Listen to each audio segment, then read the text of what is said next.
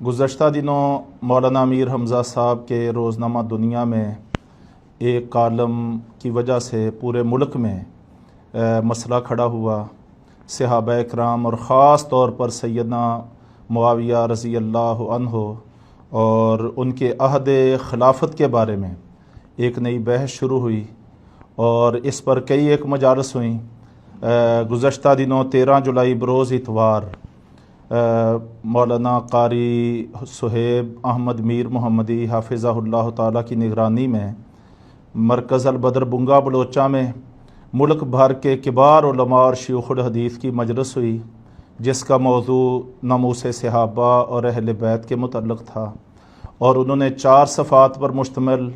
تفصیلی فتویٰ اور اعلامیہ جاری کیا۔ تو آج اس پر جماعت کے مرکزی ذمہ داران ان کی مجلس ہوئی ہے،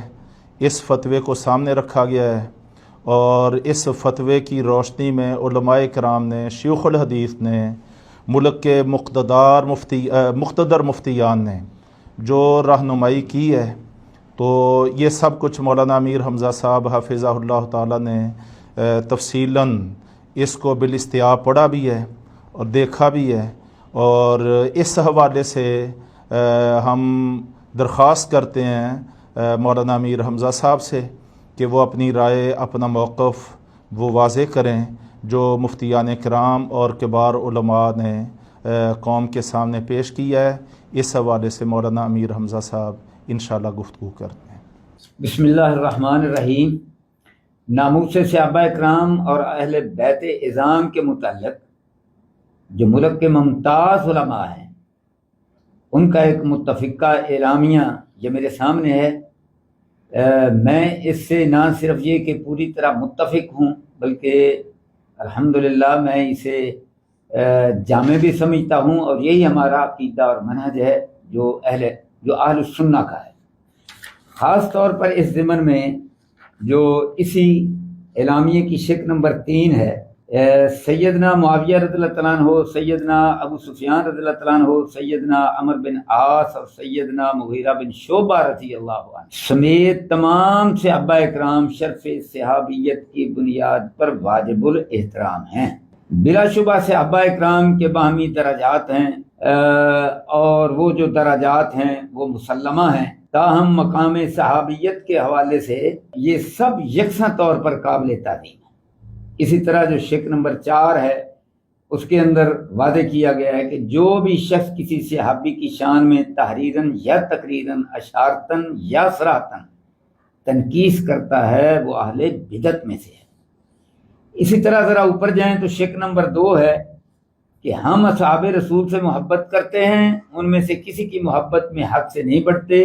اور نہ ہی ان میں سے کسی سے لا تعلقی کا اظہار کرتے ہیں۔ جو شخص بھی ان سے بغض رکھتا ہے یا غلط طریقے سے ان کا تذکرہ کرتا ہے تو ہم ایسے شخص سے بغض رکھتے ہیں۔ ذکر خیر کے علاوہ اور کسی طریقے سے ہم ان کا تذکرہ نہیں کرتے۔ ہاں، ان سے محبت کرنا دین، ایمان اور احسان ہے، جبکہ ان سے بغض رکھنا کفر، نفاق اور طغیان ہے۔ تو یہ جو علماء اکرام کا متفقہ اعلامیہ ہے، یہی ہمارا عقیدہ اور منہج ہے۔ اللہ تبارک و تعالی ہم سب کو عمل کرنے کی توفیق عطا فرمائے۔ تو ابھی اس حوالے سے لجنۃ الافتاء کے مدیر محترم قاری محمد یعقوب شیخ صاحب حافظہ اللہ تعالی ہم سے مخاطب ہوتے ہیں۔ بسم اللہ الرحمن الرحیم۔ انتہائی خوشی ہوئی ہے کہ جو کلیت القرآن الکریم و تربیہ الاسلامیہ بھائی پھیرو ڈسٹرکٹ قصور میں کبار علماء کا اکٹھ ہوا، اور اس میں انہوں نے ایک مفصل، مدلل، جامع متفقہ اعلامیہ جاری کیا ہے ناموس صحابہ کرام اور اہل بیت اعظام کے حوالے سے۔ تو میں یہ سمجھتا ہوں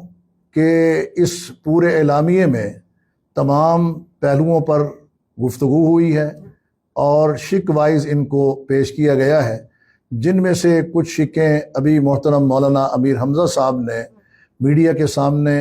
پڑھ کے سنائی، صرف سنائی ہی نہیں بلکہ ان کی تائید و حمایت بھی کی ہے، اور اس میں یہ بھی کہا ہے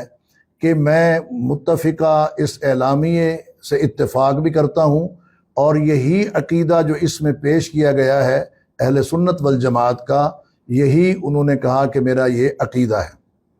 میں حقیقت بات یہ ہے کہ شکریہ بھی ادا کرتا ہوں شیخ الحدیث و تفسیر مولانا حافظ مسعود عالم صاحب، جو اس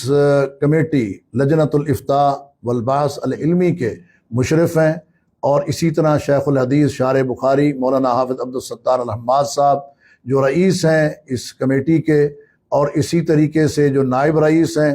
شیخ الحدیث حضرت مولانا ارشاد الحق عصری صاحب، کہ جو انہوں نے جامع معنی یہ اعلامیہ متفقہ اعلامیہ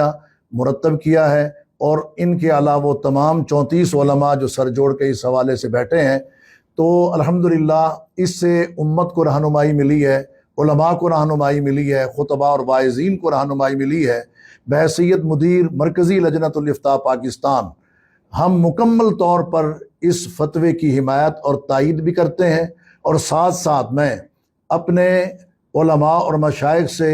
مؤدبانہ یہ اپیل کرتا ہوں اور یہ التماس کرتا ہوں اور ان سے یہ گزارش کرتا ہوں کہ حضرت مولانا امیر حمزہ صاحب کے اس موقف اور وضاحت کے آ جانے کے بعد اب اس باب کو بند کیا جائے، اور اس کے اوپر مزید بحث اور تمیز جو ہے اس سے اجتناب کیا جائے، اور امن و امان کی جو فضا ہے اس کو باقی رکھا جائے اور برقرار رکھا جائے۔ اللہم ارنا الحق حقا وارزقنا اتباعا وارنا الباطل باطلا وارزقنا اجتنابا، وصلی اللہ وسلم علی نبینا محمد وعلی آلہ وصحبہ اجمعین۔